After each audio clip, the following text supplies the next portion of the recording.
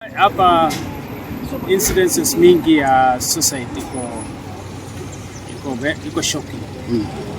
Ni ya mshangao sana. Na wenye kumaliza kujinyonga ni vijana wadogo. Sijui nini nasumbua wao. Nataka kuencourage vijana wasijihusishe na mambo ya mihadarati, wasijihusishe na mambo ya pombe. Hii ndio vitu ambaye inamaliza wao. Sababu ile fikira ya dini ya kusema kwamba basi kama hii haipatikani kesho naweza kufaulu na niendelee tu na maisha yangu ya kawaida. Sasa mtu anajiamulia kwamba basi wacha nipitie kitanzi kujinyonga.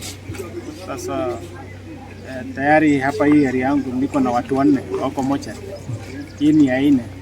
Na nimesikia ingine iko huko Makutano. Sijui kama ni upande wa Eastern ama ni kwetu. So tutaenda tu kwa chukua, hakuna njia nyingine. Aliomba mama yake pesa aende kanunue msikoto ya banki na mama alikataa kumpatia. So katika hiyo hali alikuwa ameonekana akiwa mdhaifu sana na ulevi ilikuwa ndani yake. So katika hiyo hasira alienda kwa nyumba yake ambaye amekotesha akalala. Asubuhi leo sasa walikuwa nafikiria labda ameenda tu kulala. Kumbe jamaa alichukua kamba na akajinyonga.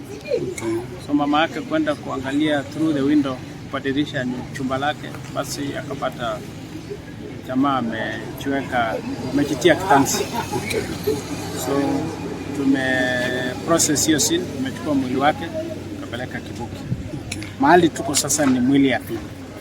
Hapa ndio mtiti.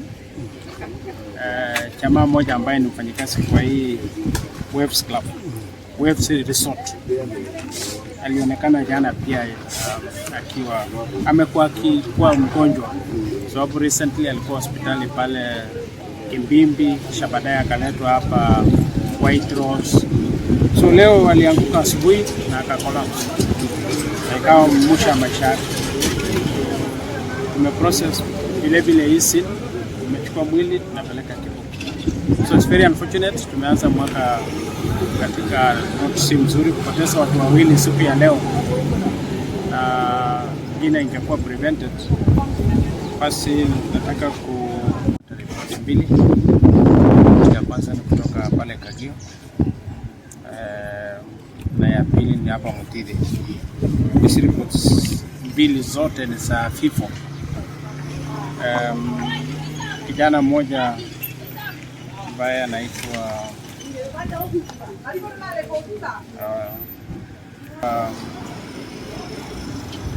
anaitwa Peter Mwangi, ako na miaka 26. Jana ilisemekana alionekana mchana akiwa hayuko katika hali nzuri na aliomba pesa mama yake kwenda kununua bangi. Alisema tu anataka pesa ya kwenda kununua bangi na mama yake hakumpatia.